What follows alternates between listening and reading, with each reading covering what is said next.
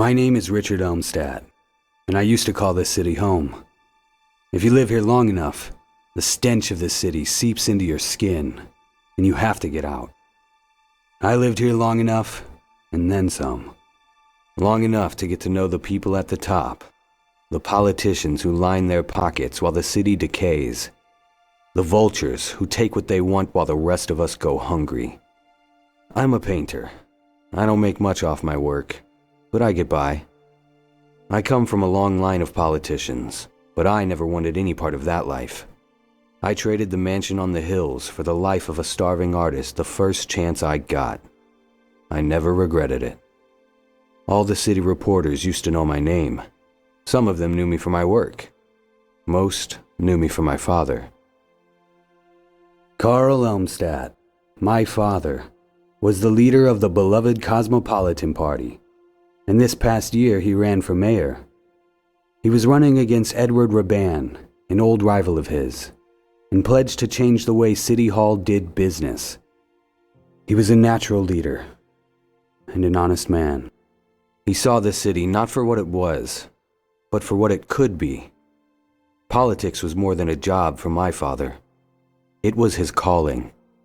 He never took a vacation and always showed up at town halls, for better or worse. The people adored him. Even when he failed, they knew he was fighting for them. He was fighting to take the city back, and the vultures at the top weren't going to let him. The night it happened was nothing special. He was working from home, as he often did. That night was his last. A cold-blooded armed robber broke in and shot him. The killer stole everything he could and left my father bleeding on the floor. My father was a noble man. He deserved better. When I was a kid, my father never had time for me. When I got older, I decided I didn't have time for him. Now I'm burying him, and I wish I could go back. I wish I could talk to him one more time. I'd tell him that I admired his courage, that I loved him, and always did. This was no random crime. It was calculated, planned. I'm sure of it. After the election, my father made enemies, and that night one of them struck back. In my bones, I know that Edward Raban is responsible for this atrocity, but I have to prove it. I don't have many friends in this city, but if there's one person who can help me at a time like this, it's Judy.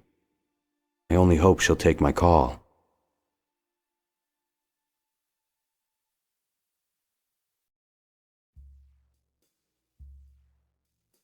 Hello, Patricia.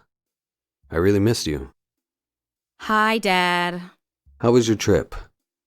I hope you weren't bored. It's a long way from home. What do you think? I was just staring out the window contemplating life? It's the 21st century, Dad. I have my phone. Can we just skip the lame small talk? Well, somebody's a bit cranky from the trip. Why don't you just relax a bit? We'll talk later. Can't wait.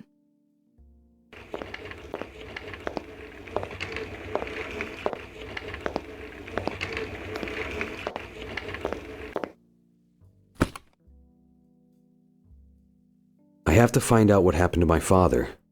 I know I haven't spoken to Judy in more than 6 years, but I need her help. I should call her as soon as possible.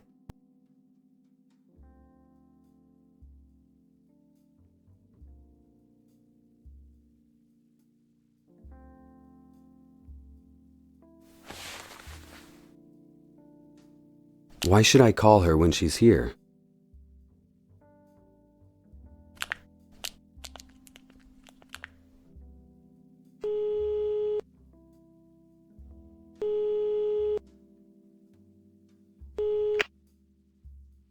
Cassidy? Hello, Judy. It's me, Richard. It's been a while. Wow, the great Richard Elmstat has decided to grace me with a phone call. Listen, Judy. I know you're upset with me, but I really need to talk to you. Talk about what? About my father's death. I need your help.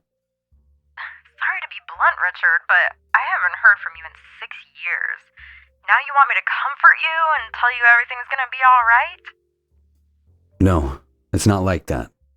I'll explain everything. Go ahead then, explain. Not now. Can we meet in private? Fine. Come to my place. Thanks.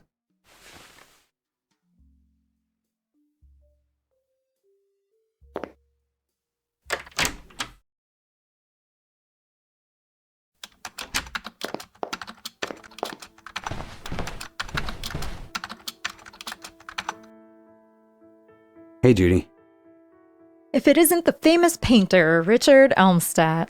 Please, Judy. Not now. I need your help. Must be pretty damn important for you to come crawling back to me. Come on, Jude. Stop it. I know it's been a long time, but I can't change that now. And, well, it's good to see you. I missed you. Yeah, right. If you missed me, you would have called. Judy, please. I really am sorry. Look, if it makes you feel better, you weren't the only one.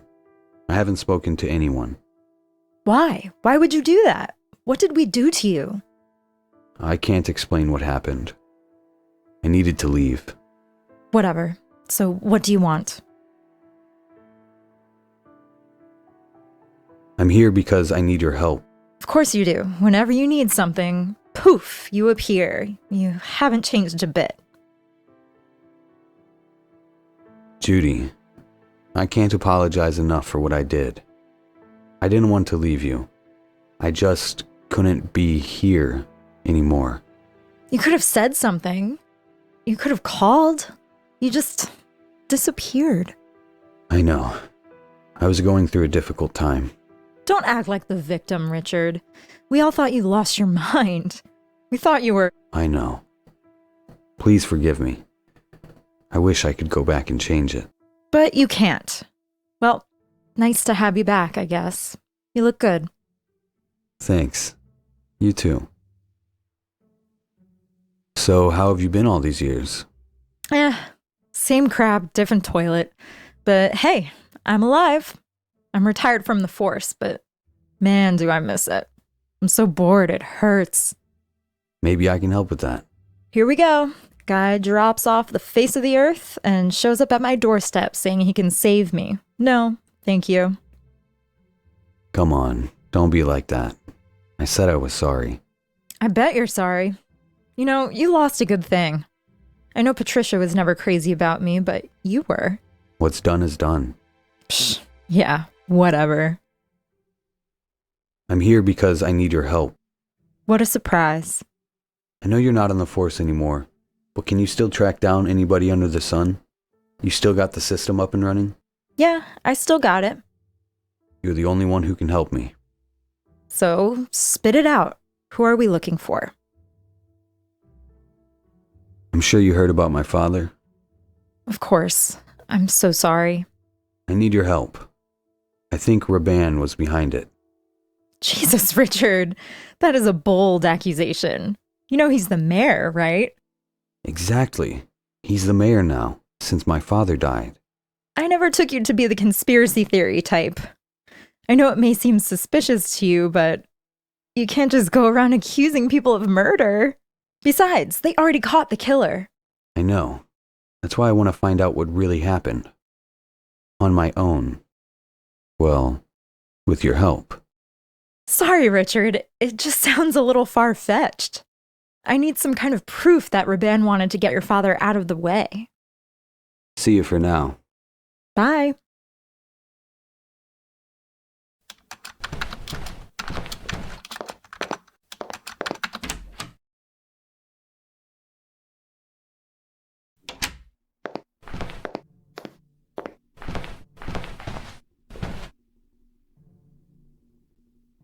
I'm sorry, Father.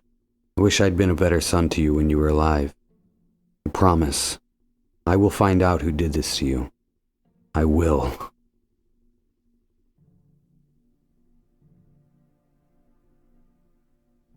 I don't need that.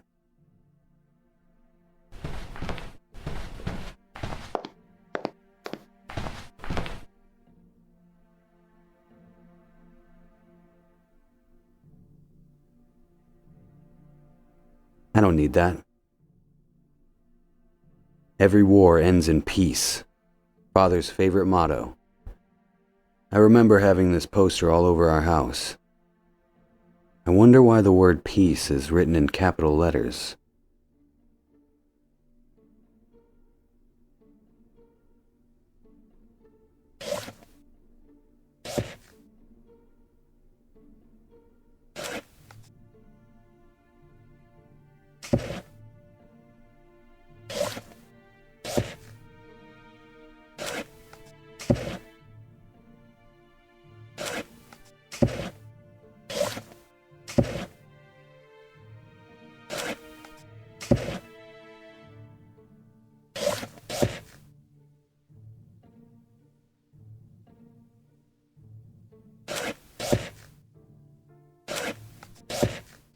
What is that?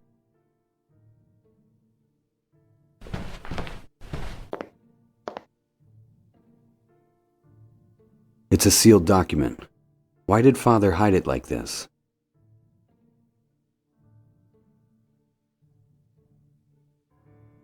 An envelope I found in Father's office. I should open it carefully. These documents appear to be some kind of policy agenda. Let me see. Wow, this is huge.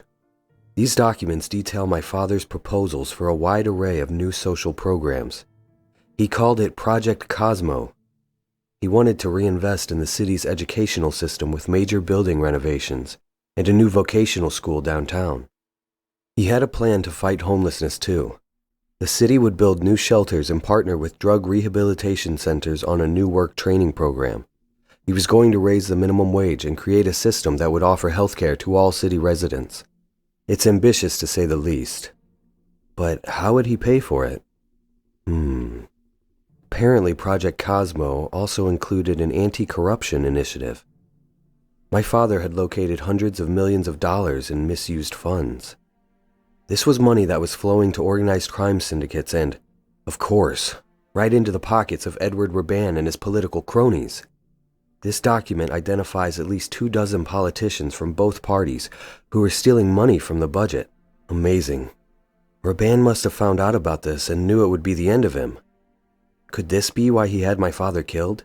I wonder who else knows about this. I may be the only one. I should be careful with these documents.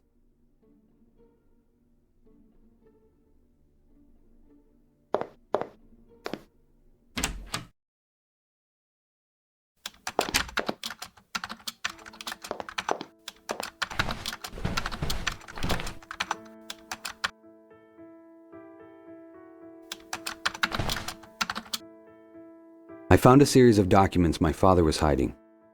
They outlined an ambitious plan for the city's future. And trust me, this would have been the end of Raban's political career. What was in the documents? A series of social programs that would improve the city's schools, fight homelessness, raise the minimum wage, even offer health insurance to city residents. And all of it was going to be paid for by taking down the corrupt politicians who had been stealing from the city for decades. He named names, Judy. Most of them were Edward Raban's guys, too. He planned to go after Raban and his connections to organized crime. He was going to reform the whole city. Imagine the difference a man like that could have made. I guess I never knew that side of your father. I always assumed he was just like the rest of them. No, he was a great man. But I fear he made some powerful enemies. All right, Richard. Let's say for now that you're right about Raban. Maybe he did have something to do with your father's death. What's our next move? You need me to look into something? The public won't believe me unless I can prove what my father wrote in these documents. Think you can help? Can you dig into Edward Raban's past a bit? Maybe we can find something that links him to the corruption my father talked about. Let me check. It's not going to be easy. Yep, like I thought. I can get you archived newspapers, police records going back a decade, maybe a few internal memos, but the good stuff is classified. Only one with access to the real Raban is Raban himself. So I'll break into his office.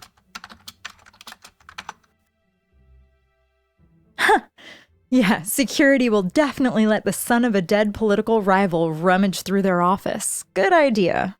Well, it's the weekend, so the place should be empty. I know these rich government types. They don't work on their day off. How are you going to get in? You need an employee card. Hold on. I might have something.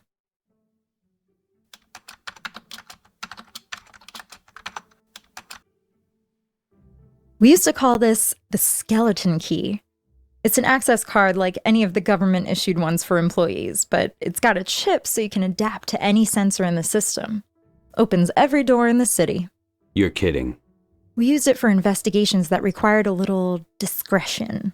We got into buildings like Raban's all the time. Pretty cool, huh? Shouldn't you give it back to the police? Please. The pension isn't what it used to be. I took a few things for myself on the way out. Can I borrow it?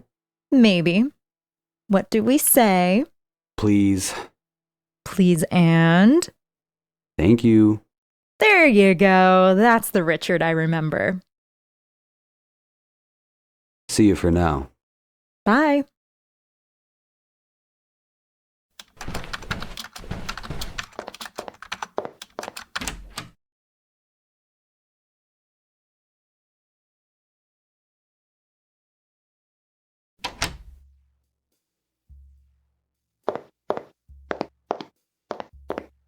This place is a mess. I better clean it up. I'll start with these scissors.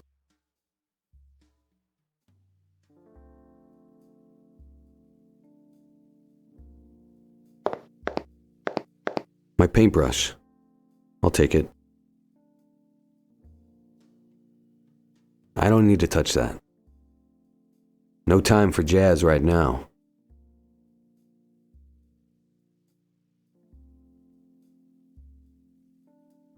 I cut the brush hairs from my brush.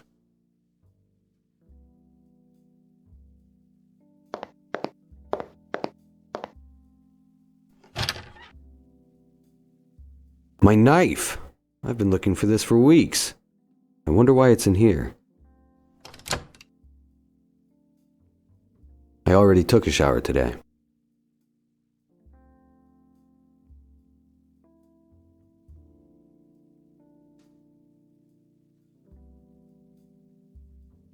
I don't need anything in there. I'm not hungry. I don't need anything in there. I don't want to change my clothes right now.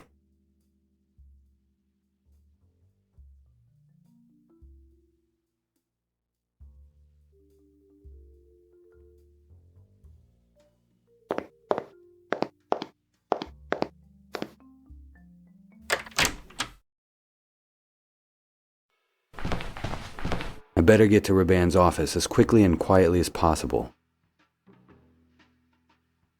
Not yet. She'll notice me. I need to disguise myself.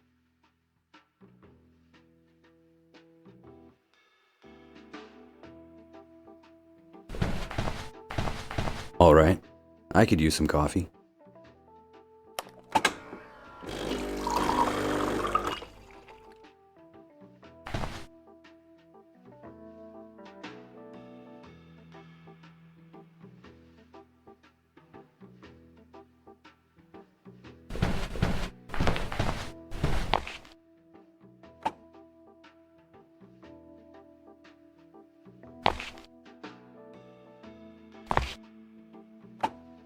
The heat has completely dried the coffee.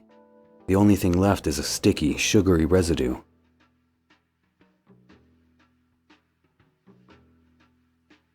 So, let's piece things together. Voila! A fake mustache worthy of Hollywood. I used to rock a mustache like this back in the 90s.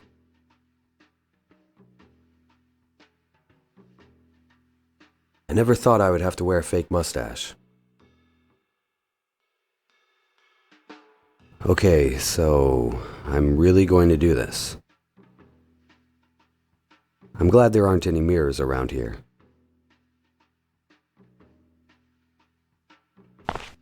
Good evening, ma'am. Evening. I'm here for a meeting. Could you please show me your employee card? Oh, of course.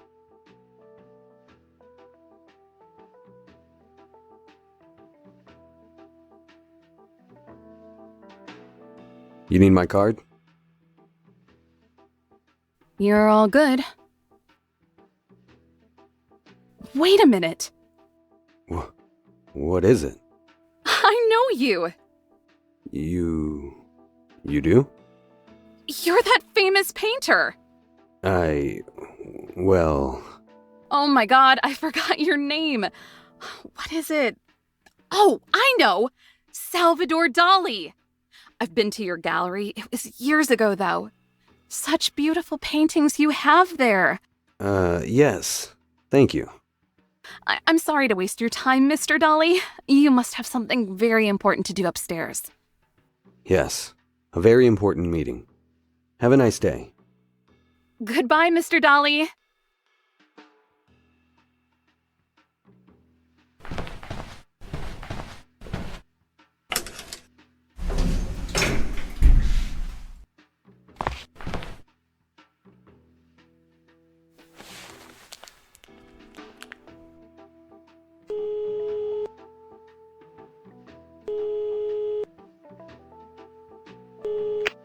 Hi, Richard.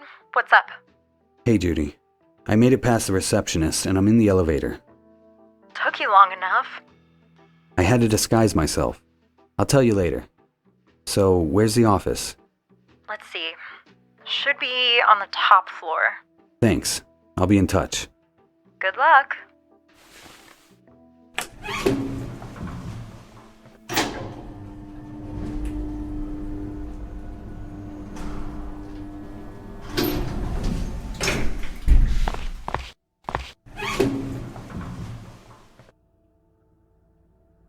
This is Raban's office.